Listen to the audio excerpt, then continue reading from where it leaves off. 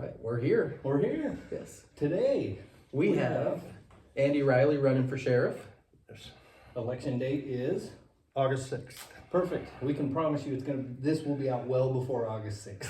At least by the 4th of August. At least by the I 4th. do it. Yeah, That's I fine. think everybody can cram that hour in before they get the poll. We basically had to give up on mayor because I realized I forgot it was on a different ticket. Yes. So we're just 'Cause like, we it's- can't possibly get it out fast Yeah. enough. So Well, because the sheriff's runs on the presidential election side. yes. Yeah. And I didn't think about the city stuff being Different. different, yes, even though I should know. I've voted just over 4 times, I think, since I graduated, so. So first pressing question that everybody's gonna want answered. Did you find your daughter's AirPods in my yard?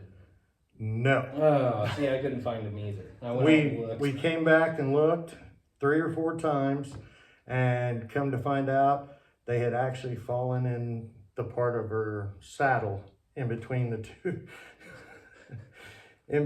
two fenders. She had somehow dropped them there, but they died at the point when we went past your house. That's Yeah. why it said, hey, they're at his house. And Yep. of course I scared your wife knocking on the door. Scared me. I ran out to check on a gate at the wind farm. She goes, Andy Riley's here. Oh my brain goes, what did I do? He's gonna want to talk to me about something. It's probably about all your geese getting out. No, no. They usually, you just, they don't go anywhere. That's, or Yeah. at least not that I've seen. yeah, no, they don't. The geese stay in, chickens occasionally, turkeys once in a Yeah. while, but. Yeah. No, so Andy, I just kind of want to start this off by, obviously the idea here is just to let you talk about yourself and kind of why people might be interested in you as the sheriff. And the first question I kind of like to start with in these things is, could you just kind of talk about what got you into law enforcement in the first place? Well, in 1976, I think it was, God. I was in school here in Tarkio, and we had to write about ourselves. And I found this paper just a couple of years ago in my basement in one of the folders where I wanted to be a police officer. That was my goal in life. And so I went to college in Kemper Military Academy in Boonville. Got injured playing football, so I joined the military. I joined the United States Navy. I spent 20 years serving my country. The first time I put a badge on was in, don't pass out, 1991. I was wondering. Way older than me. And I actually did law enforcement in Keflavik, Iceland, starting out. Oh, Interesting. I spent 3.5 years there. Did law enforcement in Virginia for quite a few years, ran hovercrafts, and I started out in civilian law enforcement down in Springfield, down in Greene County. I got hired as a corrections/patrols. I did both. Then I worked there for about 2.5 years, and then I came up here, worked for Dennis here in Tarkio in Atchison County. And it came to a point where I felt I needed to be able to grow. yes. And you know, let's be realistic. There's not a lot of room to grow in a small sheriff's office. Only so many positions. Right. So I reached out, got hired over in Nottoway County, hired as a drug investigator and deputy, just a normal deputy and a narcotics investigator. I've been over there 5 years, went to tremendous trainings about drugs and how to deal with drugs, how to help people with drugs. It's not always about sending somebody to jail. There's also finding other avenues to help them. One of the biggest problems we have, though, is with the drugs that we have, drugs and thefts pretty much go hand in hand. 25 years ago, nobody locked anything up. Never did. Doors were open, windows, And you can't do that anymore because there's a lot of thefts. And I feel that, you know, one of the things I learned over working for Randy Strong in Nottoway County was an informed community will help you solve more crimes than a community that has no clue what's going on around them or what's going on in their community. Yep. So that's, I mean, I've got, let me see. Well, it's difficult because You're gonna it's, figure out the hours. well, I'm not even gonna try to figure the hours of training. I went into, like I said, we use over there, we use a lot of free training that is afforded to any law enforcement from Camp Dodge. And it has a lot to do with counterterrorism, drug strike force type stuff. Tells you how to deal with the situations, how to start doing an investigation the right way so that when you send it up to a prosecuting attorney, you have all the information you need to be able to get it prosecuted to the best for them so they don't have to plea it down because you didn't do your job. Right, the groundwork is there. Yes. So that they can, absolutely. So Yes. the only reason I know that is from Special Victims Unit. But Yes. there's always cases where not everything is laid out perfectly And it can, and a lot of that falls on one of the things that I stress in my campaign is training. Yep. You know, there's so much training out there that can make our deputies that we have and future deputies better to serve our community the way we need to, that we deserve to be served. You know, it doesn't matter if it's a barking dog call or a suicide. Yes. You need to respond. You need to go out there and you need to investigate it the best you can to the best of your ability so that you're taking care of the people in your county the way they deserve to be taken care of. Yeah, with no, and the trick to that, I'm guessing, is no preemptive assumption about No. the situation, right? Which See, is very there's, difficult. it's difficult because you're used to hearing, oh God, we're going here again. It's never the same. Everything we respond to, every deputy, every one of us that are candidates will tell you, nothing's the same. It could be at the same house 10 times and it's never the same. Or it could be across town in a house you've never been to and it's totally way out in left field there, you know. Yes. You have to be very liquid and be able to move with what's going on. Right. We have a very high rate of mental health issues in our county, in the state actually. Right, yeah. United States. The funding is not there. Right. One of the things we've implemented over in Nottoway County is we have mental health help for not only juveniles that we deal with, but adults.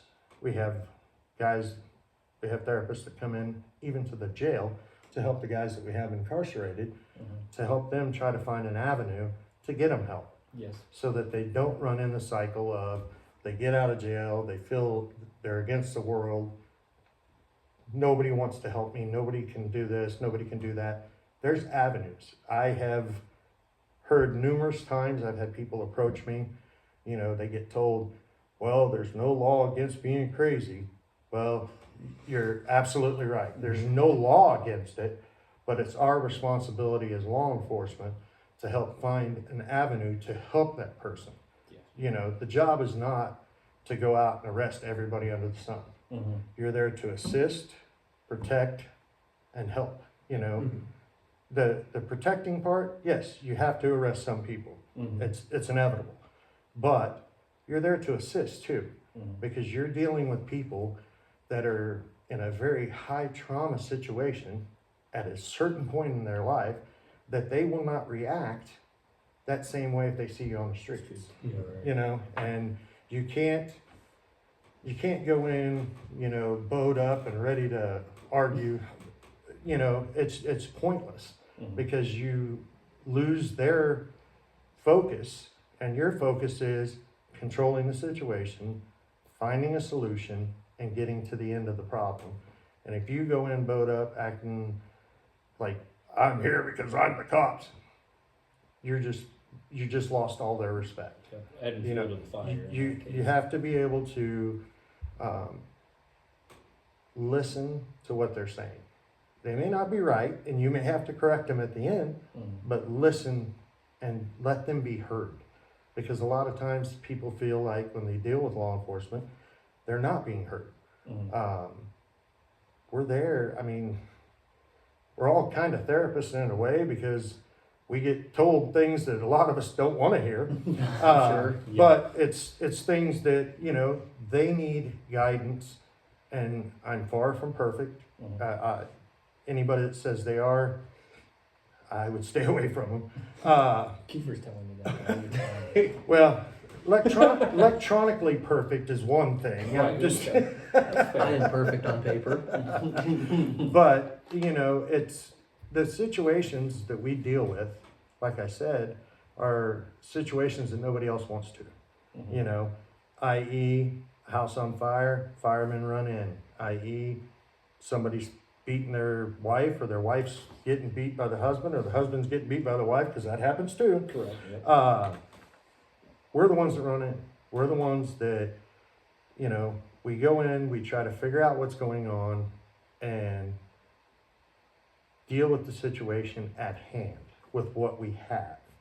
And once we get there, the situation can turn left field quick, or a lot of times you can defuse the situation just by showing up and being compassionate and speaking with someone and not being derogatory. You know, I'm tired of coming here and dealing with you, you know. Right. Yeah. You know, you deal with people your whole life. And in law enforcement, it's not a place for a person with a chip on their attitude, you know, an attitude on their shoulder, because you're gonna meet your match eventually. And that you're not gonna help yourself, you're not gonna help our community. To me, I wanna make it better for the kids that I'm trying to raise, my daughter, you know, your children. Yep. I don't know if you got children. No. Okay. Just McKinley. Yeah. But, I mean, that's one of the reasons why I want to come back here and do law enforcement, is because I feel that I have a lot to bring to the table. I have management stuff that I have learned over my 20-year career in the military. I went to senior enlisted different academies on how to manage people. I've reviewed the budget that the sheriff's office has over here, because it's public knowledge. I've reviewed it, I've seen it. I know there's things that whoever wins, which hopefully it will be me with your vote on August 6th. Very nice. But Well done. but the thing that we have to look at is there's got to be change. Law enforcement of old, Yes. and I'm not talking about anybody being old. I'm talking Specifically age. Yeah. yes, I'm talking about It's outdated. it's outdated. Yeah, especially in a And- small area such as this. Yeah. And the thing that I don't think has been used as much as it should be is the ability to reach out to other law enforcement agencies. I'm part of a multi-jurisdictional, multi-state task force. We actually share information up into Page County, Fremont County, with the drug strike force out of Buchanan County. Nemaha hasn't really kind of fell in line yet, but we share information because crimes don't just happen on one side of a state line. And we can't cross that state line to go take care of it, but if we're communicating, and that's one of the things that I feel is needed, and I'm going to rebuild the lines of working together. I think are kind of shadowed right now. They're not where they should be, or where I feel they should be, because you get 25, 30 different law enforcement officers in a room, and you're all talking about the same circle of people. There's other ways to learn how to get that problem taken care of instead of, well, we can't do nothing about that because they live in blah, blah, blah. Yeah. You know, there's answers out there. I don't like to be told no. Yeah. I mean, that's just the way it is. Yeah. I feel we have a very bad drug problem. Okay. We have a very bad theft problem. Mhm. And those go hand in hand. Drug overdoses, may not be 100% on the number, but the drug overdoses in Northwest Missouri since 2019, through one of our trainings, they said that it has increased 75%. Okay. And a drug problem doesn't mean just the drugs coming in. It means prescription drugs. It means, Mhm. you know, fentanyl's a real big deal right now. Right. Yep. It's a terrible drug, and it's being cut into different things, i.e. meth, marijuana. Mhm. Kids that are thinking they're getting regular marijuana, that they get, you know, fentanyl tainted marijuana, and then we end up with an overdose, Yeah. or we end up with a death. Yeah. And you know, one of the hardest things you'll ever do as a deputy sheriff is go make a death notification to a parent Yes. over a teenager that has lost his life because, you know, of a situation. Not all things can be prevented, but knowledge being put out there to help can hinder a lot of it. Mhm. Yep. So I do have a real quick question, several, but while we're on this topic, fentanyl, I like to ask this question. Why is it so prevalent, and why are so many people mixing that with other drugs? What exactly is the end game for the individuals doing that? They're, from the training that I went to, they're chasing a high that they can't get with a simple thing. Gotcha. Fentanyl is pharmaceutically produced Yep. for use in surgeries and Yes. stuff like this. The stuff you're getting on the streets, they're not chemists. Right. They're individuals that think they're drug dealers mixing stuff, and they're not mixing it to, I mean, a drop of fentanyl can Right. Can kill you. can kill you. Yeah. And you know, I'm not a drug user, so I don't know what high they're chasing, but you know, I don't think that a lot of them realize that they're getting that. Yeah. I think they're just trying to get more and more of what they're getting, Mhm. and it's getting cheaper. Stuff's coming across from the southern border. Mhm. I mean, that's a proven fact. Yeah. And they figure if they can cut something by so much, Yep. they're going to increase their profit margin, which their increased profit margin can end up increasing our death margin that we end up dealing with as a whole. Which you know? to me, and this is just my business brain, but you'd think they start figuring out they're killing their clientele base off slowly. Yeah, but I mean, let's be realistic. You're not talking about the smartest people in the world. Well, yeah. Because if you were, they would put their efforts towards something and create a business, Mhm. create Yeah. something good.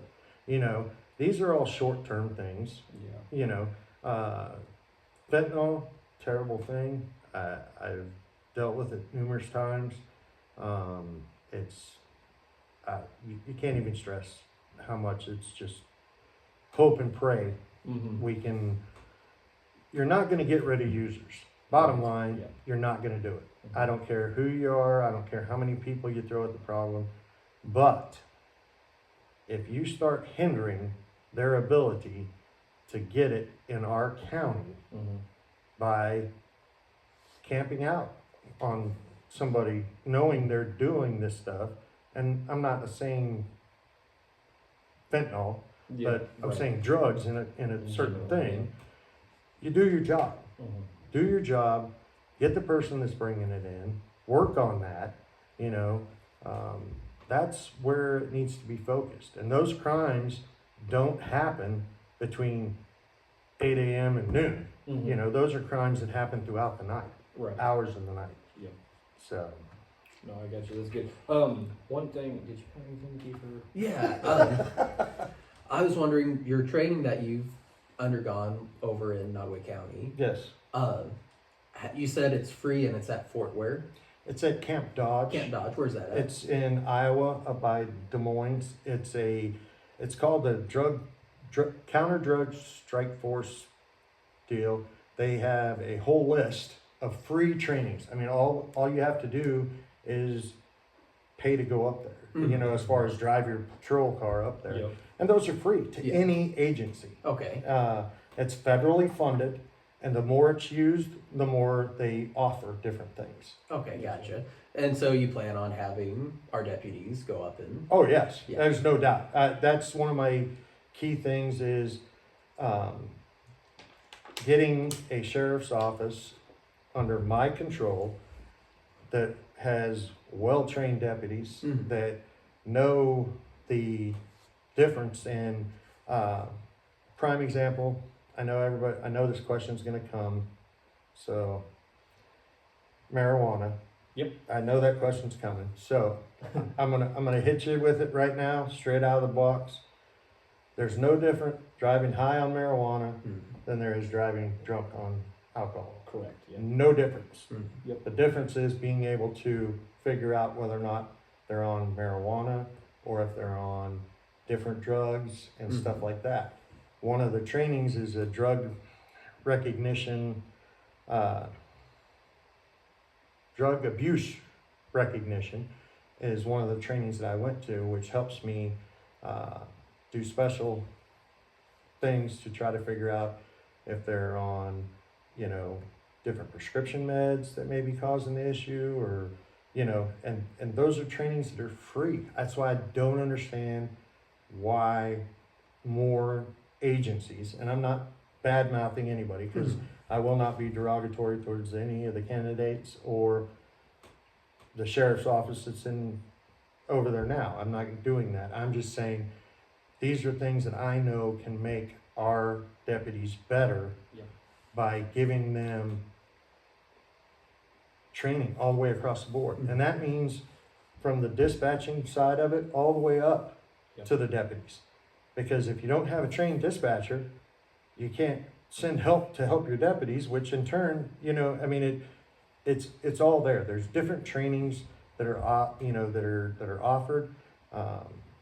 I'm real big on trainings. I apologize. No, it's That's one of the things my thoughts is knowledge is power.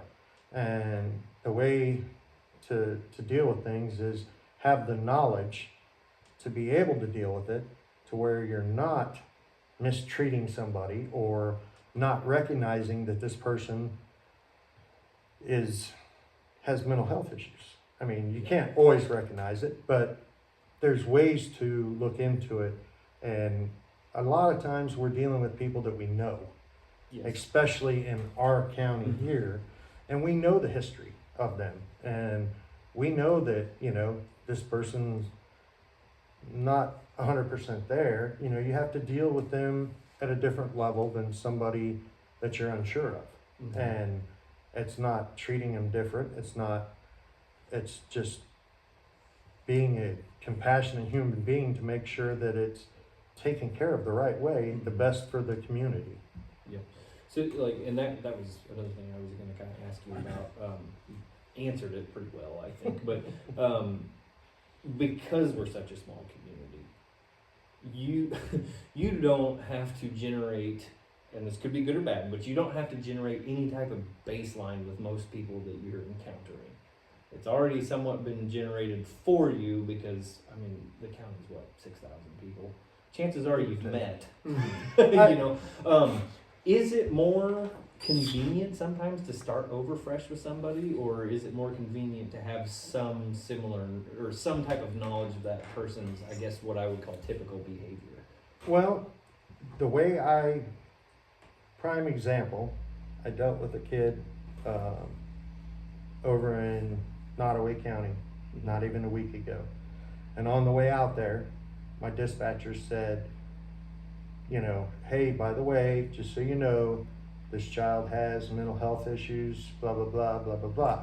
That goes back to the training that I was telling you, Yep. which prepared us as responding officers that we may not be dealing with a kid that, or adult, that is in their right state of mind. They could be having a manic break or a manic episode or whatever they want to use for medical terminology. I don't have it. But you know, you always start at 0. But a good thing is if you have a history of that person and you know this person's had a lot of mental health issues, there's ways to work through and around that without just rushing in, throw them on the ground, this is what you're gonna do. Right. Yeah. You know, That never works. sometimes it, you have to do it that way because of the situation. You can never dictate a situation. Yeah. But if you give the knowledge to that responding deputy that, hey, there's a history of mental health issues here, just be cautious. Because it could be something as simple as if the guy has a knife, is he gonna snap and stab me? Or can I talk him down? How it's always open to interpretation by the deputy. But my thoughts are if you give the deputy all the knowledge before they get there of everything that possibly could be, they are not going into something blind. And they have the ability, or should have the ability, to be able to deal with the problem. And if it needs to escalate, you escalate. If it needs to be de-escalated, you need to de-escalate. There has to come to a happy medium. Not everything is, running, guns blazing, this is what we need to do. No, it's what's the situation? Why are we dealing with this? What's going on that's causing you to feel this way? There's certain things that you have to do, and if you're not able to communicate, it's going to cause more problems down the road. Right. No, very, very good. I like that quite a bit. I guess, so you've kind of touched on a couple of I would say, main issues that you would say in our county, which, just to recap, drugs and thefts, which kind of go hand in hand. Yep. I really, really liked you talking about mental health, which I know we've spent a lot of time on, but I do kind of want to ask, just for anybody out there, because more and more I think we're more aware of it, so we now, in my opinion, start to understand that we're dealing with it more than maybe we used to. Sometimes it's close family, sometimes it's a bridged family, sometimes it's just somebody you know.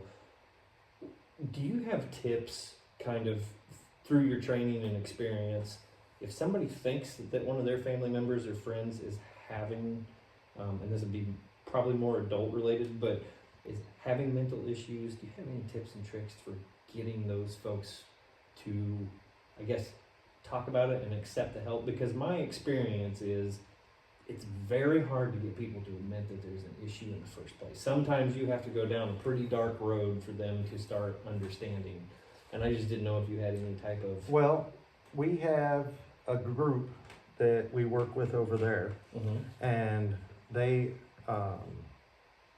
we have one that does juveniles, we have one that actually helps with adults, and we have a couple that will actually go out to a house that we have had numerous issues with. They are willing to work across the county lines. Okay. So the bottom line is reaching out. There's programs out there, but you have to reach out and say you want to help. We have, the one girl is Hannah Wedlock.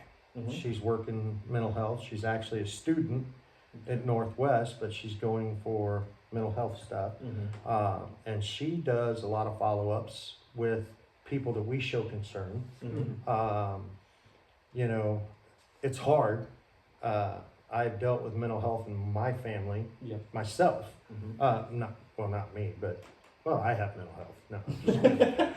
Who does to some degree? Exactly. You're right. But, you know, I dealt with it in my family, so I have a firsthand knowledge of it. And I have a firsthand knowledge of, you know, a lot of times you don't want to accept it. It's hard to accept because you feel that people, will look down on you because something's there. There's nothing wrong with finding help, or, you know, if somebody came to me and said, hey, I have a family member, I really think they're having some mental health issues, blah, blah, blah, blah, blah, blah. You know, what's the possibility we could figure out something to do with it? There's avenues to take. You have to reach out. We can't do it all in our county, but there's groups, and it's a big push right now for mental health, because that's a lot of the people we deal with. And a lot of drug issues are people that are self-medicating issues that are not up in the forefront. Right. You know what I mean? Yes. And then of course it all falls back to a snowball effect. Then you end up putting them in jail for this, when their real problem that you should have probably been trying to help figure out is what's causing their mental health issue. You know, I mean, there comes a time when people have to go to jail. Bottom line, there does. Yeah. But you have to, law enforcement is no longer, you know, the walking tall, walk down the street with a big stick, crack them in the head, drag them to jail. Yeah. It's not that. There's more to it now. You have to be able to reach out to different entities, to be able to work together to be successful. Yes. To protect and serve. Yes. Just like you said. Yeah. Yes, absolutely. Now, I know over in Maryville area, they have more of an infrastructure for mental health, like people going out and helping. But and you said they'll come over across the county line and help us, because I don't think, because they have a mental ward, their hospital has psychiatrics. I know ours doesn't. The way Maryville's mental health is, our group is actually not with the hospital. Okay. They actually work different jails and stuff. Yes, Maryville does have a mental health ward. Had it just reopened after closing for some unknown reasons to the public, which I don't even know. But if, you know, we can always, if somebody needs help and they need to be taken somewhere, we can take them to St. Joe. St. Joe has a good facility that can house all different ages. You just have to get them down there. And there's ways to get them down there. You know, the thing that bothers a lot of people in our county, especially first responders, firefighters, you know, we have somebody that has made the attempts to commit suicide. And they've taken them over to Maryville, turned them into the mental health unit, and before the cops or the ambulance gets back to Tarkio, they're back out. Yeah. Because there's not now. There's ways around that. And a lot of people don't. We dealt with it the other day because we had a kid, had some issues. They released him immediately. The very next day, we ended up going in front of a judge with his parents and getting a mental health warrant. And once we got that signed by the judge, it's no longer that doctor's option. It's time for you to do your job. And, you know, not that they're bad doctors over there. I'm not saying that. I'm just saying that their levels that they want to keep people. Well, we're trained, just like our paramedics, first responders, firefighters. If somebody's telling us that they want to harm themselves and we write an affidavit, that should be enough to at least get them evaluated. Not sit down and have a 5-minute conversation with them, turn them back out. Because there's been in past history where they've harmed themselves after they've been released. Mhm. And that's sad because, you know, we're supposed to be there to help, just like the medical field. And, you know, I personally have had better luck taking people to St. Joe, my personal stuff. I mean, due to the fact I work in Nottoway County, we do take them there. But when I worked over here, I'd take them to St. Joe. And they just have a broader, better spectrum of mental health help. Yeah, because what you're basically talking about is you, as law enforcement, if you get the affidavit you're talking about, it should be enough for like a mandatory 24 or 48 hour. Well, 96. 96, Yeah. okay. And that doesn't, It doesn't always work happen. that way. Yeah. We fill out the paperwork, we turn them over to the hospital, and if the doctor says, I don't think he's really having issues, they let him go. Yeah.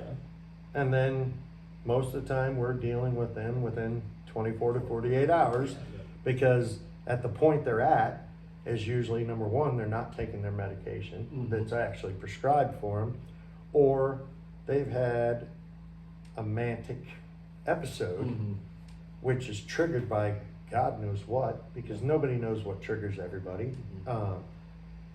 But we have to be able to deal with that. You know, you have to be able to help that person, not just, you know, well, this is all we're going to do, you know. And like I said, the answer, I hate that answer. I've heard that answer. I've heard people say that, you know, well, there's no law against being crazy. Well, you're right. It's not. But you as the law enforcement, you should be helping that person to get help, to help them come to a common ground to where it's best for them. Because if you don't stop it, eventually they're going to harm themselves. right. No matter if you, even sometimes you gotta fight tooth and nail. to make You that do. happen. Yeah. And sometimes you make people mad because I don't feel he was doing that. Well, you know what? I have to do what the law states. It gets difficult, I know, when, so the process is almost always talk to somebody that's been around them, right? The problem with people that have been around them regularly is they don't see the escalation that somebody who hasn't seen them for, say, X amount of time, right? So like, they might be on a gradual path that the people that are directly around them don't recognize as well. You know what I mean? And it is, and a lot of times we'll reach out to moms and dads. Because they'll know. And Yeah. and a lot of times the moms and the dads are very helpful. Yes. Sometimes Not so much. not so much, because they want to protect their babies. But but that comes to where you have to have somebody that's trained to recognize things, to deal with things. You can't just send somebody out there because, oh, well, they're here, you're a deputy, boom, go. You know, you want to give somebody the opportunity to where they can help somebody, because there's no greater feeling working law enforcement than helping somebody and seeing a success. You know, it's the greatest feeling in the world, you know, helping a child get better help, you know, or helping an adult that you know has been struggling for years, and you finally have gotten them to where they will go for help. And, you know, they're going to backfall. People always will. And mental health never stops. Right. You know, it's a always evolving situation, because you put somebody on a medication, they're on that for a couple of years, and it doesn't always keep control. So they may have to adjust the meds. And, you know, there's certain things that, you know, you have to do with that. Yeah, absolutely. And I suppose it's similar, so we've focused on mental health. Right, sorry. No, you're fine. That's great. I think that's fantastic. The other thing, similarly, I would say that is probably great success is if you also stop drug abuse and you get a group that might be willing to sell to anybody stop before they start putting drugs in the hands of 16, 17, 18-year-old kids, that it's going to mess up their life for the rest of forever. I mean, I assume that would be a similar feeling to what you do for people with mental health. Yes. Just knowing you've prevented that. Well, and knowing, you know, if dealing with drugs, I've worked numerous cases that's crossed state lines, out of Nottaway.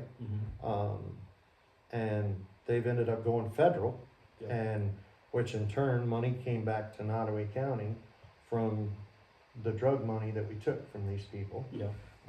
to help our county. And, you know, we have to stress the protection of our children Yeah. more than anything, I feel.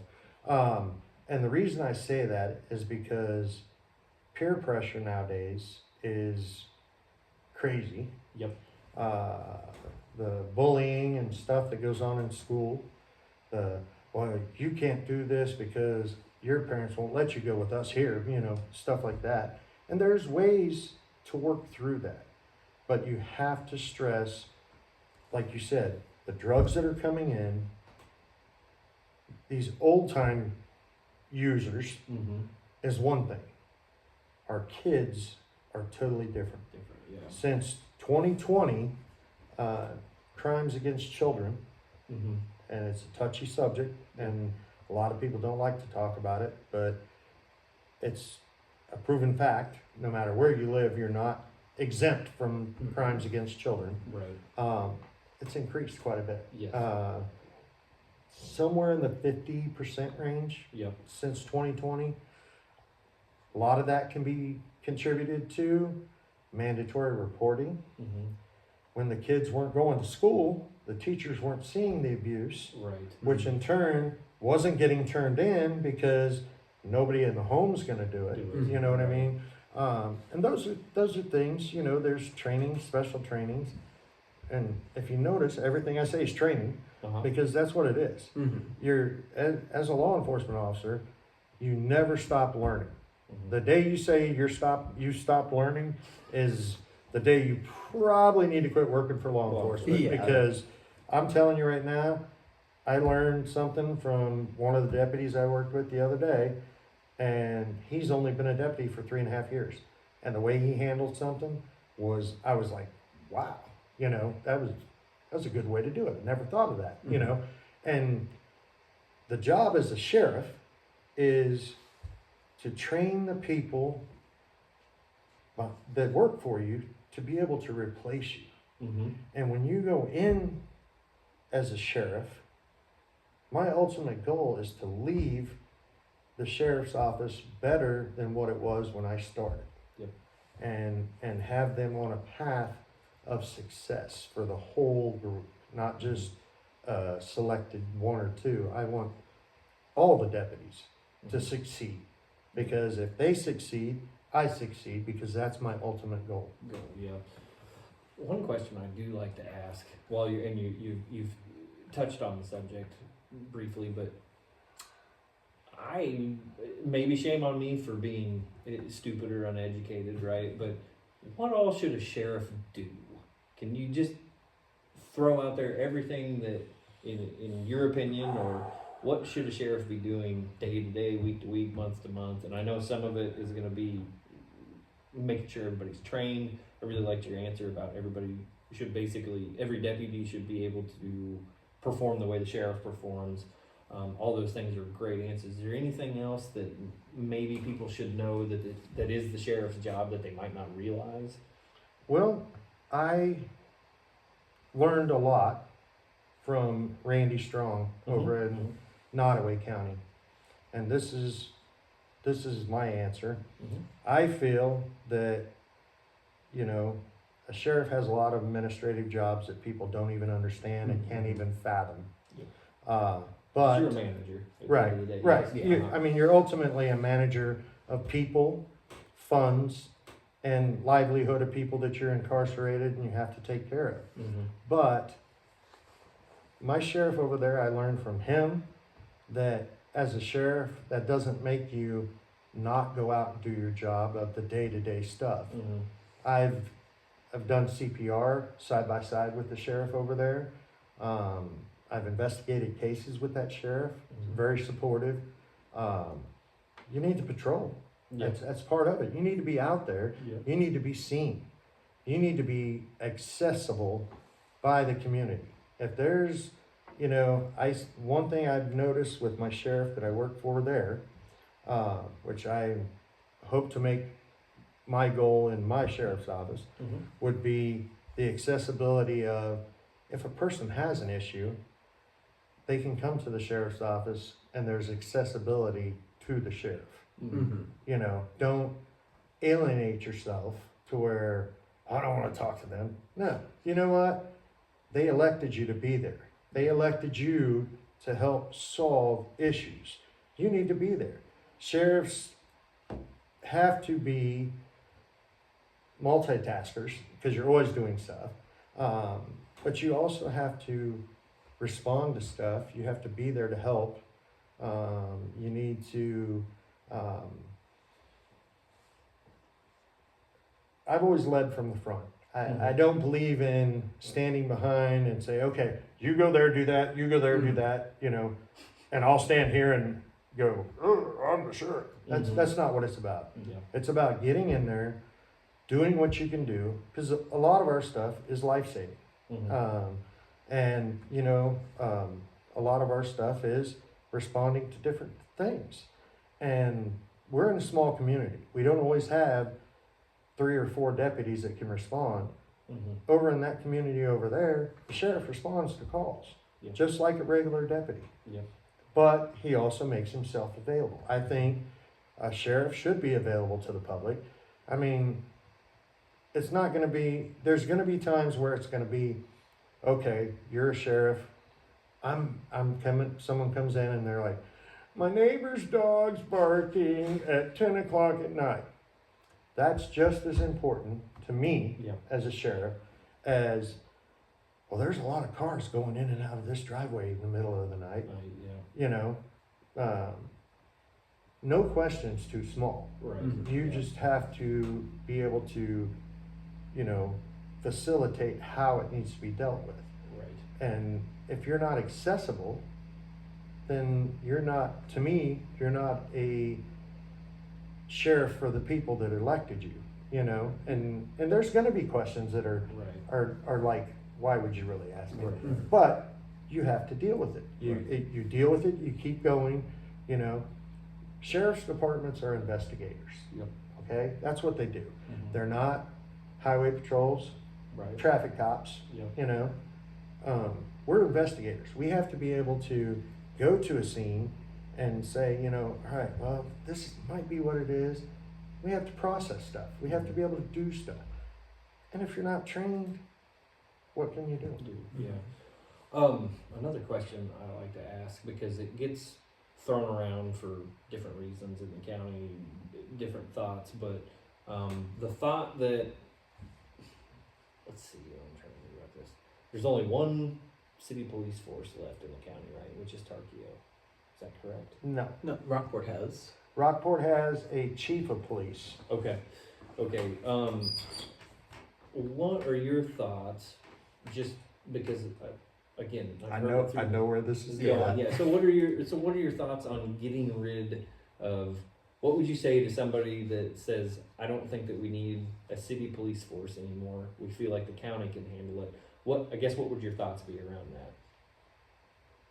Well, my thoughts around that would be a decision Mm-hmm. that would have to be made by the city council Mm-hmm. and the mayor. Yep. As a sheriff, if they came to me and said, hey, we need you to help enforce stuff in the towns because we're doing this, Mm-hmm. we can help them. There's no doubt about it. The only problem is we cannot enforce city ordinances. Which means, you know, grass being cut to a certain level, you know. Oh, yeah. It's Yeah. like Run down we properties. can only deal with state issues. Mhm. I've seen it work successfully in Fremont County. Mhm. City, I think of Hamburg, has a certain contract with Fremont County where they will make sure that there's deputies in that town for so So long. so many hours a day. That I would say that would have to be something that would be looked into, because the cities are going to have to make that decision. That's not going to be, that shouldn't be a sheriff saying, yeah, I don't want your city cops anymore. That's not his job. Right. Yeah. I think it can be worked either way if you look at it. I mean, I personally like having city cops for some aspects because of the response time. Yeah. Now I know Rockport's hurting for employment, and you know, they've tossed around some thoughts. Some people have approached me about it, Right. and you know, that falls down to, that's a decision that the city has to make, and whatever decision the city makes, I will in turn work with them to help them the best I can. But I'm not going to get nailed down to whether or not somebody. Yeah, if it's good. Right. I mean, but more so pros and cons of what happens in those situations. But pros and cons could be, all right, if you have city officers, you get a better response time because they're in your city limits. Cons to not having one is if we have a couple deputies on, but they're down over by Phelps City and a crime's happening in Tarkio, you're talking a response time of a certain amount of time. So that's a downfall. But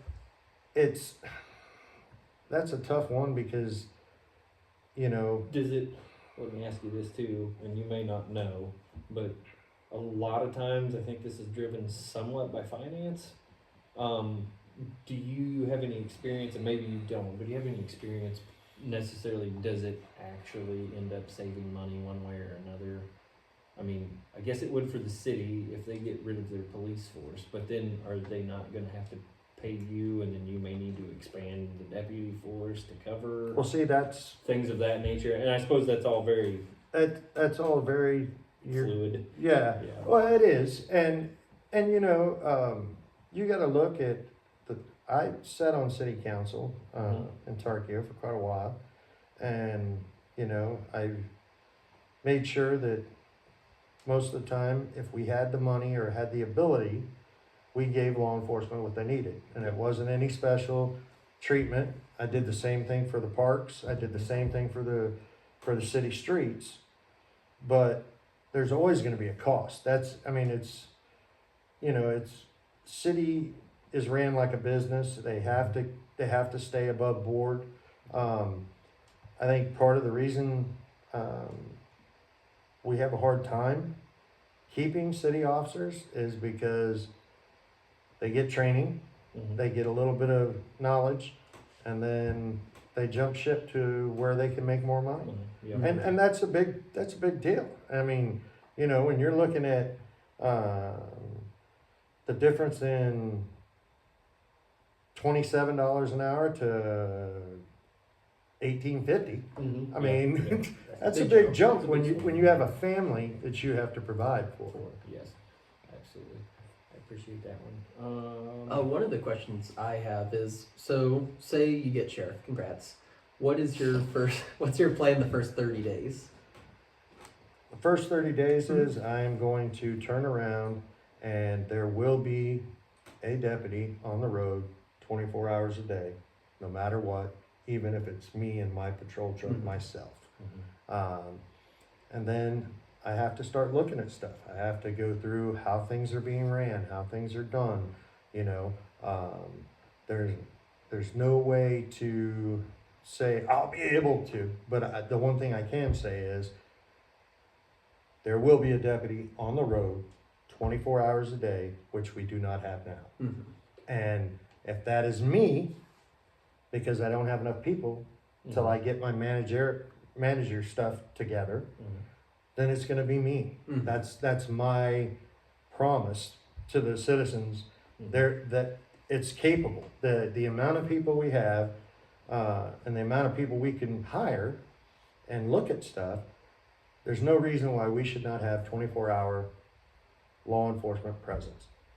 If you're getting beat down at the bar at 2 o'clock in the morning, the response time should not be 45 minutes because somebody had to get woke up Right. and get dressed and head out. Yeah. I don't see where in anybody's view as a citizen, you would rather have a response time of 40 minutes to the response time of 6 minutes. I mean, if you do, I'm sorry, but I think 24-hour coverage is going to be my first and foremost. This is what we're going to do, guys. Get on the Andy train. This is the way it's going. Mhm. And I don't think I'll have a problem. I think because it'll be worked out in the right way. I think you got some good deputies that are working over there. They'll do what they need to do. Mhm. There's no reason to have 5 deputies on during the daytime and 1 deputy at night, and he don't even stay out all night. Yeah. The Well, especially like point you said yeah. earlier, crime's not happening 8 a.m. to 12. Exactly. And like when I was here, we were out till 5 in the morning till a new person came on. And when I went over there, that's the way it works. They run a 6 and 6 shift over there, and it's 24-hour coverage. That could be the difference in losing life or helping somebody in a car accident or helping domestic violence, which we've had a tremendous increase of that, which needs to be reported and needs to be taken care of. We have a really good group that helps with that, the Care House in Rockport.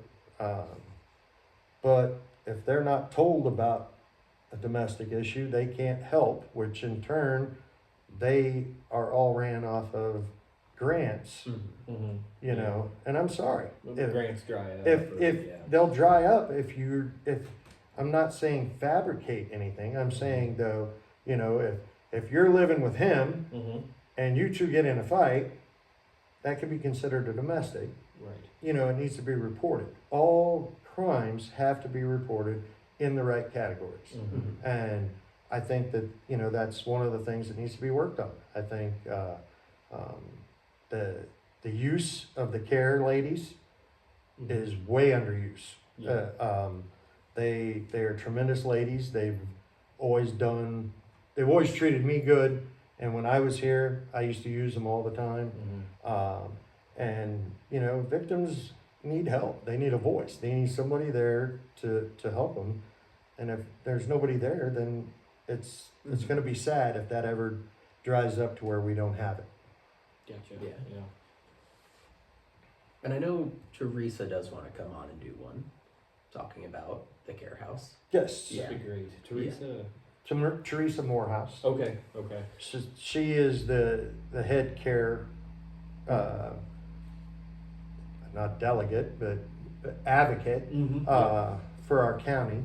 And she's been doing it for quite a few years. I don't want to say 20-something years or more. But she's young, just so you know, Teresa, you're young. You're not going to corner me on that one either.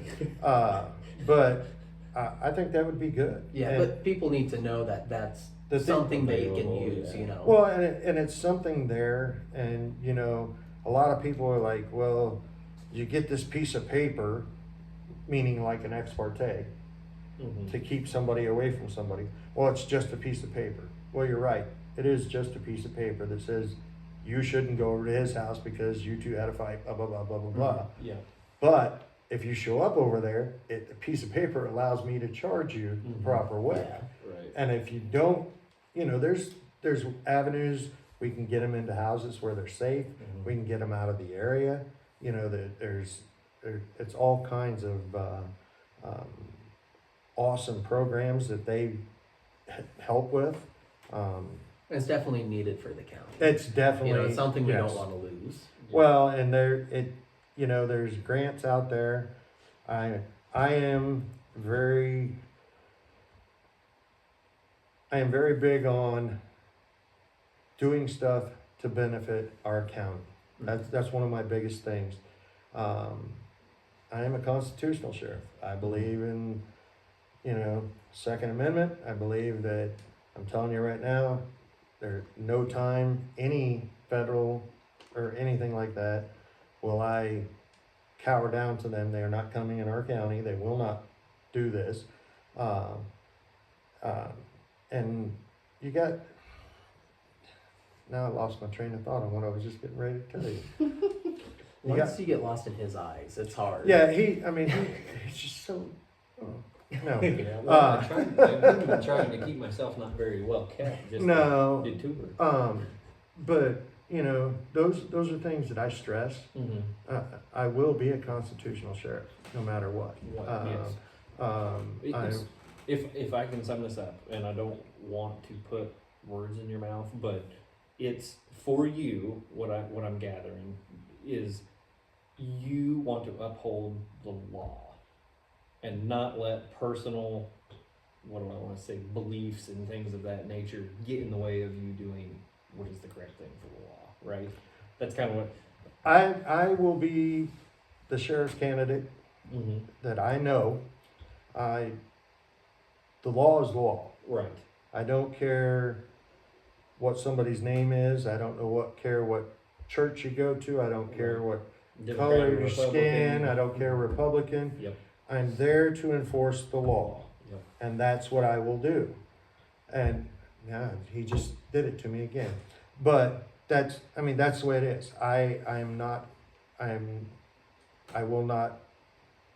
do not believe in this in favoritism and his daddy's so and so. I don't care. Right. I'm there to do a job, just like they're there. Their parents are there. Yeah. You make me do my job, I will do it, and I will do the best I can for the county, no matter what. Mm-hmm. Back to now, I know. Quit looking at me. Okay. Now I know what I was going to tell you is we were talking about grants and stuff that help. I know there's been a lot of not wanting to use grants because, down the road somebody's going to have to pay it back. Well, the bottom line is if you don't use the grants that are offered, they lose the grants, or a town couple counties over gets that grant, or a county couple counties over gets that grant. They use the money. You're still paying it back. Yeah. It doesn't matter. Yeah. So if we can get stuff through grants to be able to better our county, I don't see where that would hurt. Right. I mean, there was a grant that got us the airport stuff done, Yep. but there's law enforcement grants, there's technology grants, Yeah. there's stuff that our deputies don't have that they need. Yep. And there's stuff that they have, that is awesome that they have. Yep. But, there's a lot of technology is a big deal right now. Mm-hmm. And if you don't bring your sheriff's department into the 21st century and get them up to speed on certain things, you're going to be behind the curve. And I don't want that for my county. Are there a lot of things that the deputies in Nottoway have that maybe we in Atchison don't have? Like technology-wise or tool-wise? Well, technology-wise, we're setting up a Cellbrite stuff, which is being able to download telephones and stuff for crimes. Mm-hmm. We have,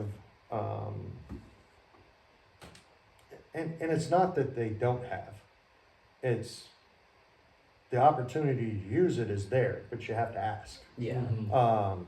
We had started an advocacy center over there, and it got kind of shut down due to St. Joe's Advocacy Center didn't want us to take people away from them, but that's not what it was about. But that we have cyber crimes guys that are over there, and they went to training for it. And if we had that over here, we could investigate stuff.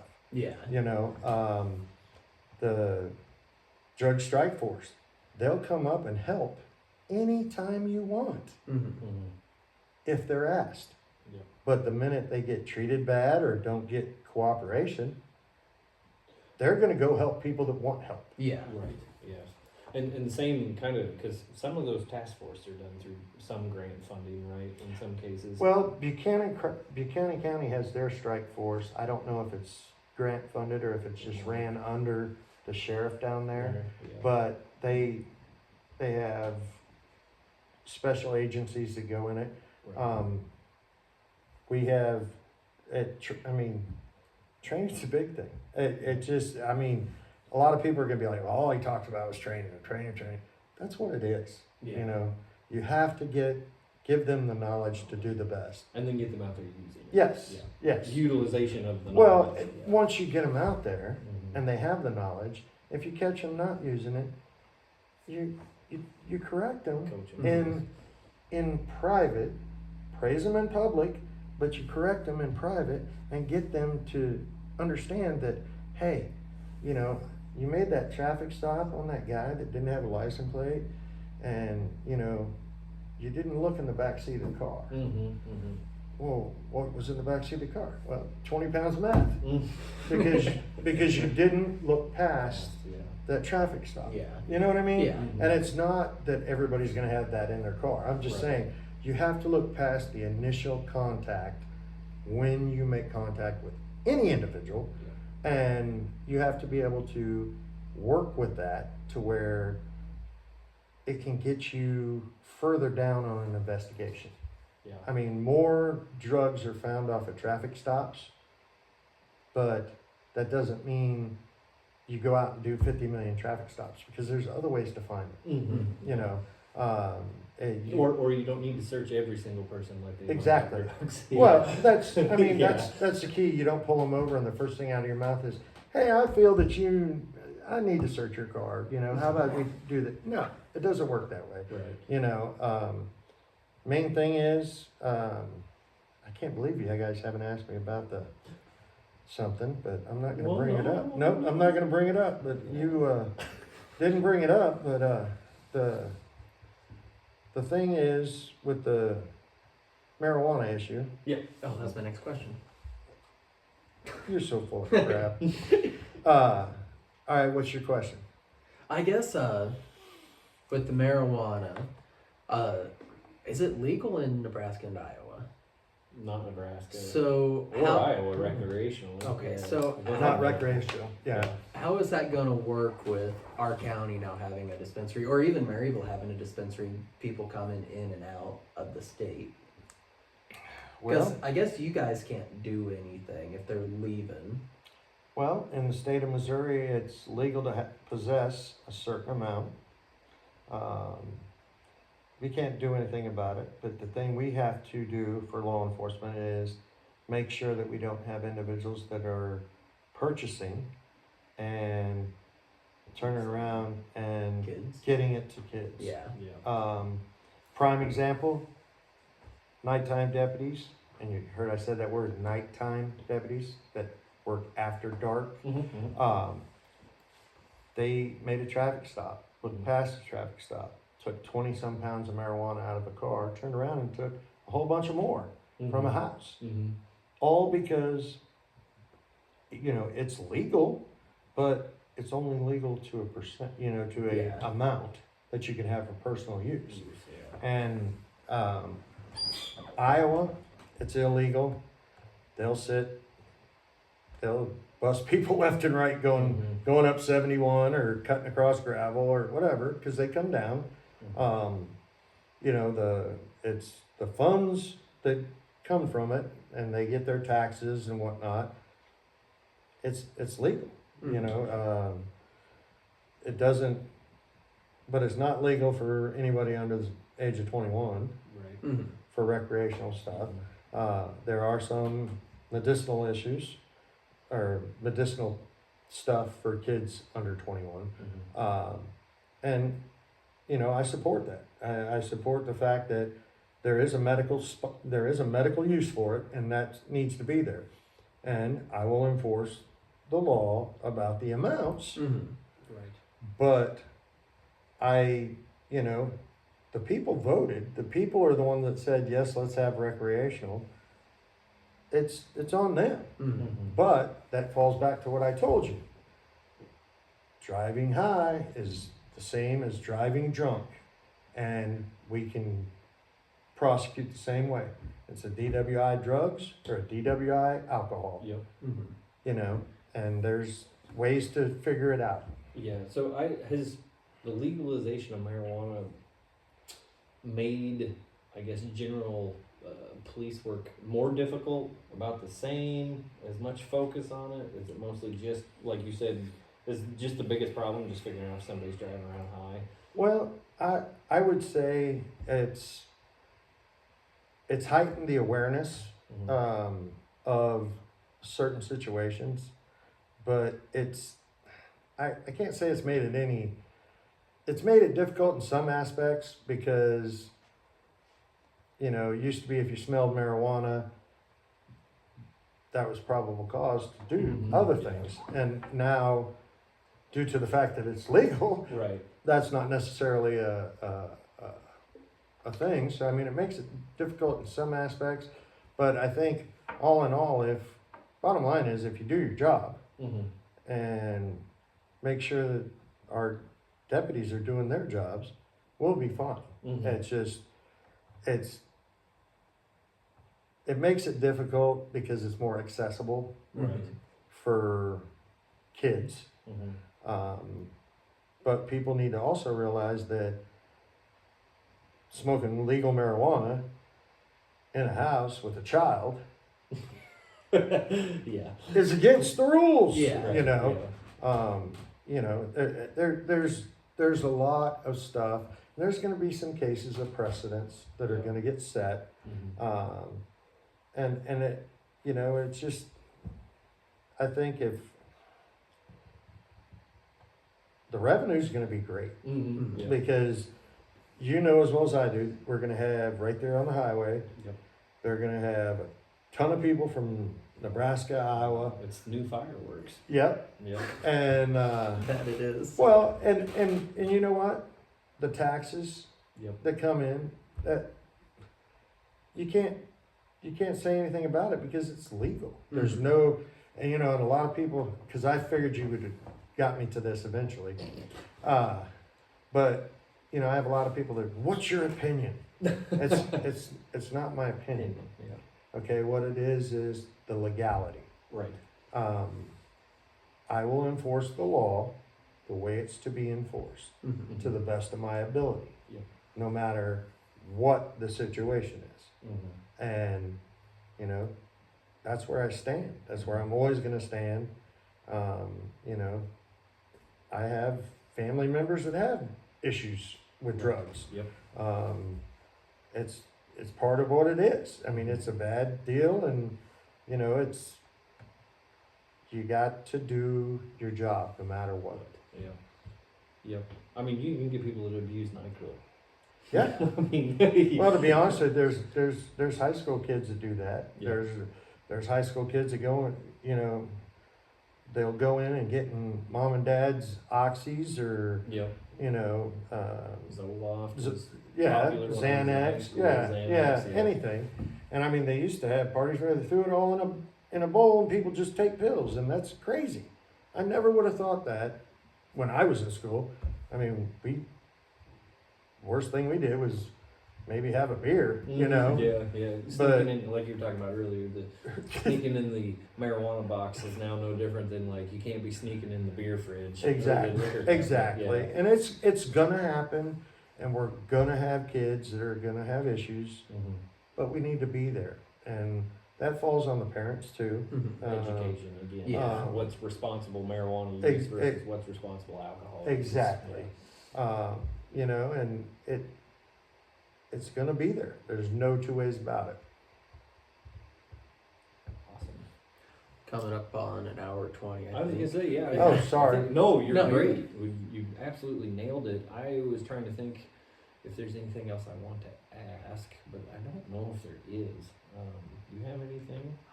Covered quite a bit. A lot. Yeah, it was very good. It's I'll tell you offline. But no, I appreciate it. Andy, is there anything else you want to present? Yeah, just make sure you go out and vote August 6th. I am a man for positive change. I want you to make sure these will be around town. I'll be handing them out. I'll be speaking to people. And we need a positive change for the community because I want it good for our kids and our families to have a community that we don't have to live in a worry, I won't say a fear, but a worry of not getting stuff taken care of. Because as your sheriff, my deputies will respond to all calls. And there will not be the lack of responding. It's not going to happen if I'm your sheriff. Please vote August 6th, Andy Riley for sheriff. Well, that's Awesome. awesome. Thank Thank you very much. Appreciate it, Andy. Well, see, what'd you think? That was good. I hope I did I okay. think it was You did awesome. awesome. Yeah.